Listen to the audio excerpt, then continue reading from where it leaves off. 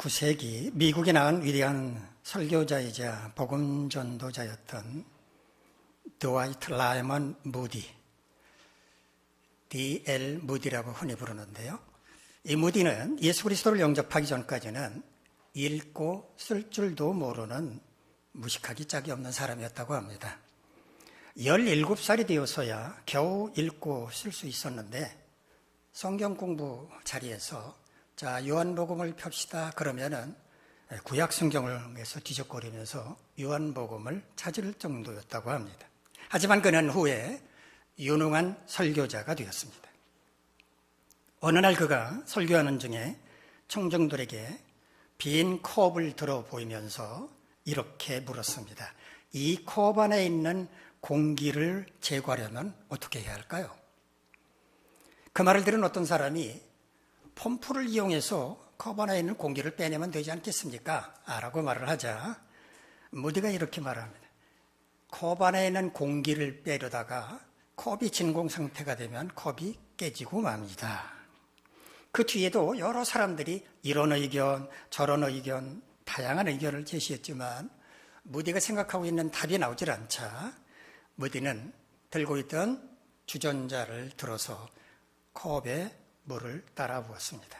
그리고 난 다음에 이렇게 말했다고 합니다. 컵 안에 물이 채워짐으로 해서 공기가 제거되지 않았습니까?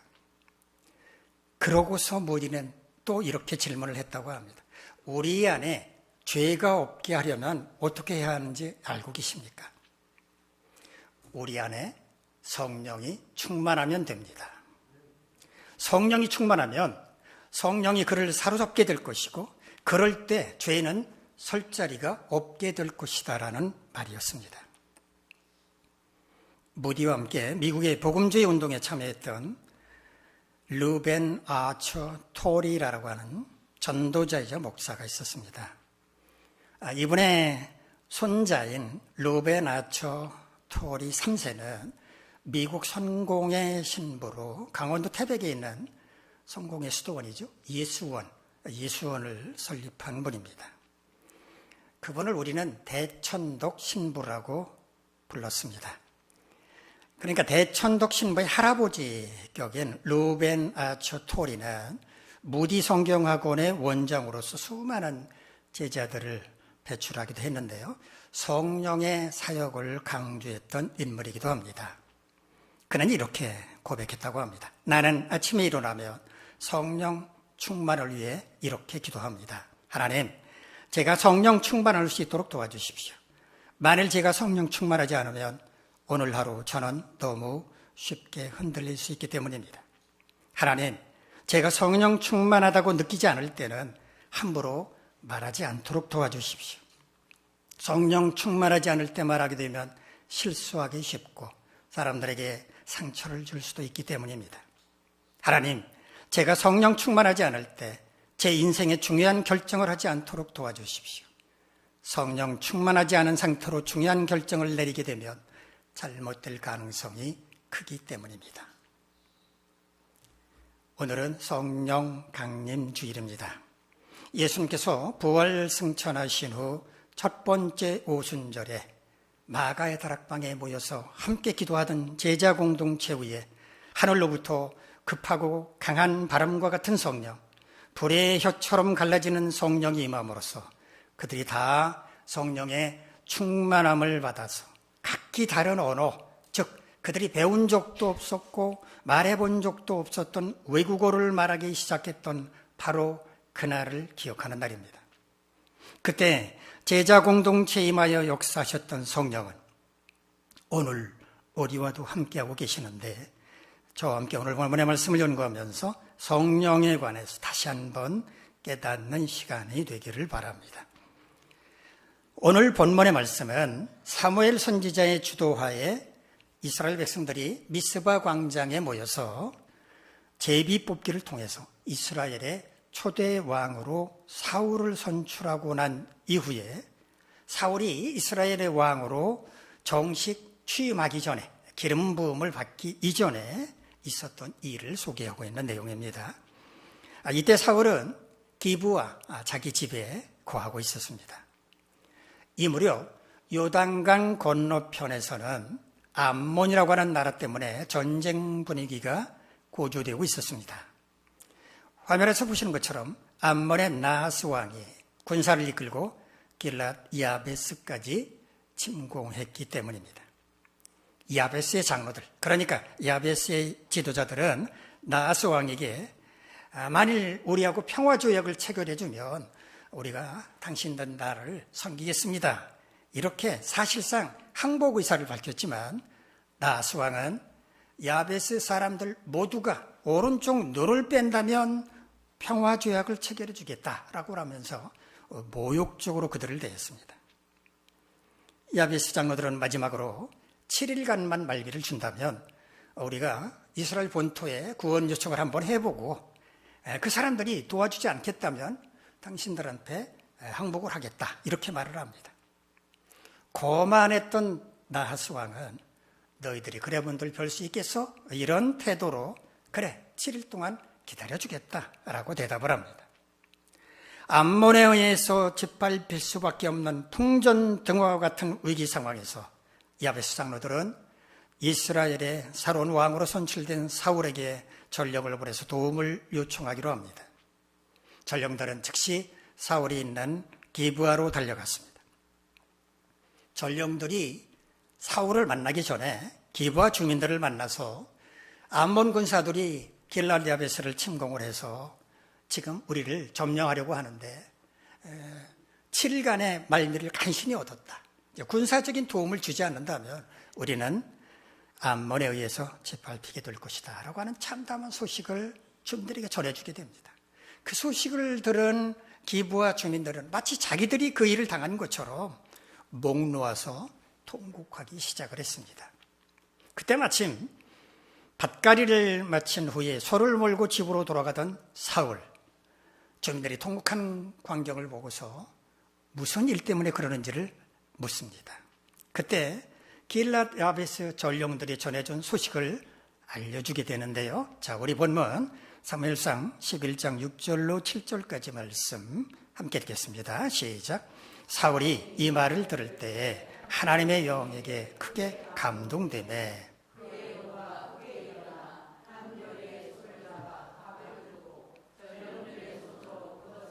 이스라엘 모든 지역에 두루 보내어 이르되 누구든지 나와서 사울과 사무엘을 따르지 아니하면 그의 소들도 이와 같이 하리라 하였더니 여호와의 두려움이 백성에게 임하매 그들이 한 사람같이 나온지라.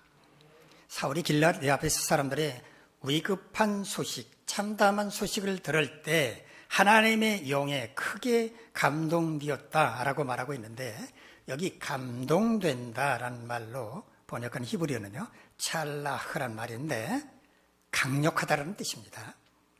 하나님의 영은 언제나 우리와 함께하고 계시지만 그날 사울과 함께 했던 하나님의 영은 강력했다라는 의미입니다.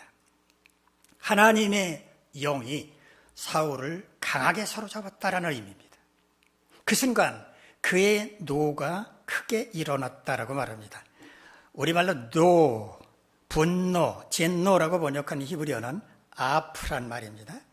이 말은 본래 우리의 코를 가리키는 말인데 이스라엘 사람들은 코를 가리켜서 노염을 가리키는 말로도 사용한다라고 제가 몇 차례 여러분께 말씀드린 적이 있습니다. 다윗이 시편 18편 8절에서 하나님이 원수들을 심판하실 때 그의 코에서 연기가 오르고 입에서 불이 나와 사름이여 라고 표현을 했는데 이게 좋은 예라고 말씀을 드렸습니다. 거기서 사용한 이 코에서 연기가 나오고 이 장면이 하나님께서 진노하셨다라고 하는 표현인데 아프라고 하는 히브리어를 사용을 했습니다. 이 말은 주로 하나님이 진노하실 때 사용하는 단어입니다. 그런데 하나님의 영이 강력하게 임한 사울에게도 이런 진노가 일어났다라고 하는 것을 말해주는 겁니다. 노가 일어났다라고 할 때 일어난다라는 말은요 히브리어 원어는 하라흐란 말인데 뜨거워진다는 뜻입니다. 그러니까 히브리어 원문대로 번역하면 코가 뜨거워졌다, 즉 분노가 폭발했다라는 뜻입니다. 길랄 야베스가 암몬의 공격을 받아 짓밟힐 위기에 처했다는 참담한 소식을 듣고 분노가 폭발했다면 이 분노는 누구를 향한 것이었겠습니까? 암몬을 향한 것이었습니다. 또한 강력한 하나님의 영이 임했을 때 이런 분노가 일어났다면 이 분노는 곧 하나님의 분노라고 말할 수 있을 겁니다. 이때 사울은 한결이의 소를 잡아 각을 뒀다라고 말을 합니다. 결의가 뭡니까? 결의. 소의 숫자를 헤아리는 단어라고 생각하기 쉬운데요. 그게 아니고 소 2마리가 끄는 쟁기를 가리키는 말입니다. 히브리어 최마다라는 말도 역시 멍에를 가리키는 말입니다. 사울이 소 2마리가 끄는 쟁기로 밭가리를 끝내고 난 다음에 집으로 가는 길에 이런 일이 벌어졌지 않습니까? 길랏 야베스 사람들의 소식을 전해 들었을 때 하나님의 영이 강력하게 임함으로 분노가 일어났습니다. 그리고 소를 잡았다는 얘기는 밭가리에 사용했던 2마리의 소가 끄는 그 쟁기를 끌던 소를 잡았다. 2마리의 소를 잡았다라는 의미입니다. 각을 뜬다라는 우리말은 짐승을 잡아서 부위별로 나눈다라는 뜻이죠. 히브리어 원어 나타라는 말은 조각을 내다, 자른다 이런 뜻입니다. 소 2마리를 잡아서 12조각을 냈다는 말입니다. 그리고 한 조각씩, 한 덩어리씩 이스라엘 12지파에게 보냈다라는 의미입니다. 이렇게 소고기 한 덩어리씩을 보내면서 사울은 이렇게 말을 합니다. 누구든지 나와서 사울과 사무엘을 따르지 아니하면 너희들의 소들도 이와 같이 할 것이다. 얼마나 무시무시한 말입니까? 잔말 말고 모여라 이 말이나 마찬가지였습니다. 그런데 사울이 보낸 고깃덩어리를 받은 12지파에게 여호와의 두려움이 임했다라고 말합니다. 아니 왜 뜬금없이 우리를 모이라고 하는 거야? 이렇게 불평할 수도 있을 만한데 사울이 보낸 고깃덩어리를 받은 12지파는 그의 말을 따르지 않으면 큰일 날 것 같은 두려움을 느꼈다는 말입니다. 여호와의 두려움이 임했다는 말이 무슨 의미였을까요?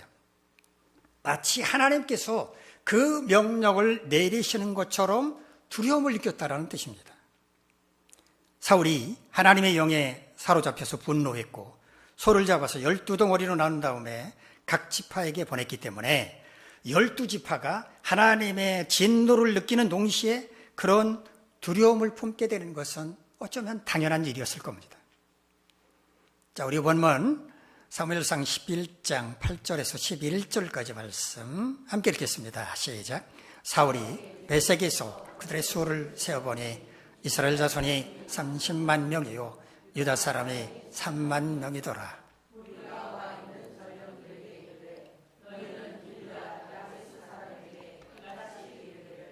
내일 해가 더울 때에 너희가 구원을 받으리라 하라.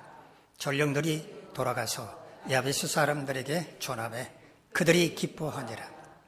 야베스 사람들이 이에 이르되 우리가 내일 너희에게 나아가리니 너희 생각에 좋을 대로 우리에게 다 행하라 하니라. 이튿날 사울이 백성을 3대로 나누고 새벽에 적진 가운데로 들어가서 날이 더울 때까지 아몬 사람들을 치매 남은 자가 다 흩어져서 둘도 함께한 자가 없었더라. 아멘. 사울의 전가를 받고 두려움을 느낀 이스라엘 백성들은 사울이 지정한 베색이라고 하는 곳으로 모이는데 한 사람도 빠짐없이 다 모였습니다. 베색은 지도에서 보시는 것처럼 요단강을 사이에 두고 길랏 야베스와 마주한 곳이었습니다. 학자들은 이 거리가 약 20km 정도 되었을 것이다 라고 추정하고 있습니다. 이날 베색에 모인 이스라엘 백성들은 총 33만 명이었는데 유다 지파가 3만 명, 다른 지파가 30만 명이었다고 말을 합니다. 그냥 33만 명 모였다고 말하면 되지. 왜 굳이 유다 지파를 따로 띄어서 유다 지파는 3만 명이 모였다라고 말을 했는지 그 이유는 정확하게 알 수는 없습니다만은 이 사무엘서가 기록된 것이 이스라엘이 남북으로 분열된 이후에 일어난 일이었기 때문에 그 당시에 기록할 때 분열된 이스라엘이 유다도 모이고 다 모였다라고 하는 것을 강조하기 위해서 그런 것이 아닐까 상상을 해봅니다만은 이거는 그렇게 중요한 일은 아닙니다. 사울은 길르앗 야베스에 온 전령들에게 이렇게 말합니다. 다음 날 해가 더울 때 군사를 이끌고 가겠다. 당신들은 구원을 받을 것이다. 이렇게 말을 합니다. 그리고 전령들은 돌아가서 이 기쁜 소식을 길르앗 야베스 지도자는 물론 온 백성들에게 전하게 됩니다. 전령들로부터 사울왕이 대군을 이끌고 와서 그들을 위기로부터 구해줄 반가운 소식을 전해들은 길르앗 야베스 사람들 얼마나 기뻤을까요? 암몬에 의해서 속수무책으로 짓밟힐 수밖에 없는 참담한 상황에 처해 있는 자기들을 도와주겠다는 사울왕에 대해서 말할 수 없는 고마움을 느꼈을 것입니다. 길르앗 야베스 사람들은요, 이때 사울이 도와준 것을 굉장히 고마워하게 합니다. 이 고마움을 잊지 않습니다. 두고두고 기억을 하게 되는데요. 사울왕이 이스라엘 통치한 지 40년 되던 때 이스라엘과 블레셋 간의 전투가 벌어지게 되는데요. 길보아 산에서 아주 치열한 전투가 벌어졌습니다. 이 자리에서 사울왕을 비롯한 그 세 아들 요나단, 아비나답, 말기수아가 동시에 같은 날 전사를 하게 됩니다. 블레셋 사람들은 사울의 머리를 벳산 성벽이라고 하는 곳에 못 박았습니다. 이때 길르앗 야베스 사람들이 사울 왕의 안타까운 소식을 전해 듣게 됩니다. 그리고 벳산 성벽으로 달려갑니다. 그리고 사울 왕의 시신은 물론이고 세 아들들의 시신을 다 수습해다가 길르앗 야베스로 돌아가서 7일 동안 애국하면서 장례를 치러주게 됩니다. 암몬의 침공을 받았을 때 사울 왕으로부터 도움을 받은 것을 잊지 않고 정말 고마운 그 일을 잊지 않고 기억했다가 나중에 갚아주는 것입니다. 자, 다시 오늘 본문의 이야기로 돌아갑니다. 사울로부터 기쁜 소식을 전해들은 길르앗 야베스 사람들은 암몬 왕에게 전령을 통해서 말합니다. 우리가 내일 당신에게로 나갈 것이다. 너희들 하고 싶은 대로 해라.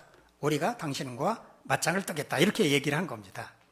암몬 왕은 이 말을 듣고 아무 대책도 세우지 않은 것으로 보입니다. 설마 이스라엘이 대군을 이끌고 출동할 거라고는 꿈에도 생각하지 않았던 것으로 보입니다. 왜냐하면 다음 날 전투에서 암몬 군사들은 한 사람도 남지 않고 모두 흩어졌다고 기록하고 있기 때문입니다.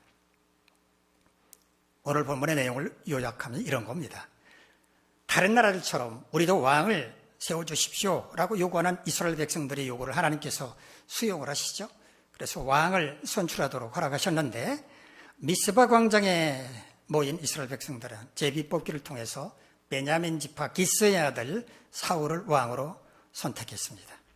그런데 이스라엘 초대 왕으로 선출된 사울은 왕으로 기름 부음을 받지 않은 상태로 자기 집에서 거주하고 있었고, 그때 하나님은 사울에게 이스라엘의 왕으로서 권위를 갖출 수 있도록 하려는 한 사건을 계획하셨습니다. 요단강 건너편을 지배하고 있던 암몬으로 하여금 므낫세 반지파가 차지하고 있던 길르앗 야베스를 침공하게 하신 것입니다.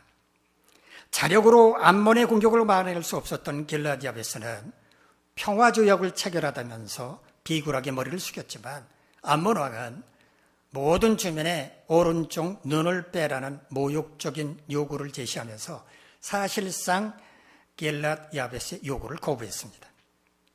싸우지 않고 길르앗 야베스를 점령할 수 있는 절호에 기어 있는데도 불구하고 암몬 왕이 이렇게 행한 것은 어쩌면 새로운 왕을 선출한 이스라엘을 떠보기 위한 전략이었을 수도 있습니다. 길르앗 야베스는 사울에게 도움을 요청하기 위해서 전령을 보냈는데 사울이 전령을 통해서 참담한 상황을 전해 듣는 순간 그에게 하나님의 영이 강력하게 임하게 되었고, 분개한 사울은 이스라엘 각 지파에 소집 명령을 내려서 33만 명의 군사를 이끌고 길르앗 야베스로 출동해서 암몬을 무찌르는 혁혁한 전과를 올리게 되었습니다. 오늘 본문의 말씀을 한 문장으로 요약하면 이렇습니다. 하나님은 사울로 하여금 하나님의 영으로 충만하게 하셔서 이스라엘의 초대 왕으로서의 지도력을 갖추도록 하셨다라는 겁니다. 왜 하나님은 정식 이스라엘 왕으로 기름 부음을 받기 전 사울이 하나님의 영으로 충만하게 하셨다고 생각하십니까? 그가 왕의 사명을 잘 감당하기 위해서는 하나님의 영으로 충만해야 한다는 것을 깨우쳐 주시기 위해서였습니다. 그런데 막상 이스라엘 왕으로 취임한 사울은 어땠습니까? 하나님의 영이 아니라 악령에 사로잡힌 채 다윗을 경쟁자로 여겨서 집권하고 있는 내내 다윗을 제거하려고 하는데 쓸데없는 힘만 낭비하고 말았습니다. 집권하는 동안 하나님의 영으로 충만하지 않았던 사울 왕은 끝내 실패한 왕으로 역사에 기록되고 말았습니다. 하나님은 오늘 본문의 말씀을 통해서 이 시대를 살고 있는 우리에게 어떤 메시지를 주시라는 것일까요? 우리가 언제, 어디서, 무슨 일을 하든지 하나님의 영으로 충만해야 한다는 것입니다. 그럴 때 하나님의 뜻을 이룰 수 있으며 하나님께 영광을 올려드릴 수 있다는 것입니다. 그러므로 언제나 하나님의 영으로 충만하도록 힘쓰라는 것입니다. 그렇다면 우리가 하나님의 영으로 충만하다는 것은 어떤 상태를 의미하는 것일까요? 영으로 존재하시는 하나님은 늘 우리와 함께하고 계십니다. 그러나 이 사실을 인식하는 사람도 있고 인식하지 못하는 사람도 있습니다. 그렇다면 하나님의 영에 늘 함께하고 계신다고 하는 것을 인식한다고 해서 하나님의 영으로 충만하다고 말할 수 있을까요? 그럴 수는 없습니다. 하나님의 영이 자기 안에 함께하고 계신 것은 인식하지만 실제로 하나님과 동행하지 않는 사람이 있기 때문입니다. 다시 말하면 자기 안에 계신 하나님을 무시하고 산다는 말입니다. 하나님의 영으로 충만한 사람은 누구일까요? 자기 안에 함께하고 계신 하나님의 영에 온전히 사로잡힌 사람입니다. 하나님의 영이 인도하시는 대로 따라가는 사람입니다.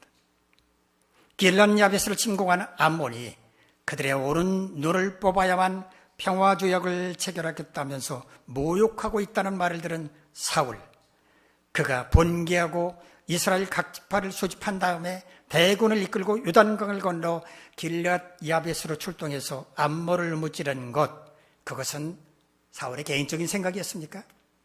아닙니다. 그와 함께하고 계시던 하나님의 영이 그를 분노하게 만들었고 이스라엘 각 지파를 소집하도록 담대함을 주셨기 때문이었습니다. 이처럼 하나님의 영으로 충만하다는 것은 하나님께서 그를 온전히 사로잡아 하나님의 뜻을 깨닫게 하시고 하나님의 지혜와 능력으로 하나님의 뜻을 행하게 하시는 것을 가리킵니다. 그렇다면 우리는 어떻게 하나님의 영으로 충만할 수 있을까요? 첫째, 기도와 말씀 묵상으로 늘 주님과 영적으로 소통해야 합니다. 기도와 말씀 묵상 말고는 하나님과 소통하는 방법은 없습니다. 기도하지 않고 말씀 묵상도 하지 않으면서 하나님과 소통하고 있는 것처럼 말하는 그 사람은 거짓말하는 것입니다. 기도하지도 않고 말씀 묵상도 하지 않으면서 이게 하나님의 뜻입니다 라고 말하는 사람이 있다면 그 사람은 악령에 사로잡힌 사기꾼에 불과합니다. 하나님과 영적으로 소통하려면 기도하고 말씀을 묵상해야 합니다.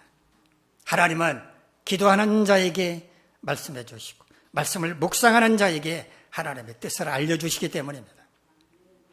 흔히 기도를 가리켜서 영적인 호흡이라고 말하고 말씀을 가리켜서 영적인 양식이라고 말합니다. 호흡을 멈추면 어떻게 됩니까? 죽습니다. 양식을 섭취하지 않아도 굶주려 죽고만 합니다. 다시 말하면 우리가 기도하지 않고 말씀도 묵상하지 않는다면 우리는 영적으로 죽은 거나 마찬가지라는 말입니다. 여러분은 지금 기도와 말씀 묵상하는 삶을 살고 계십니까?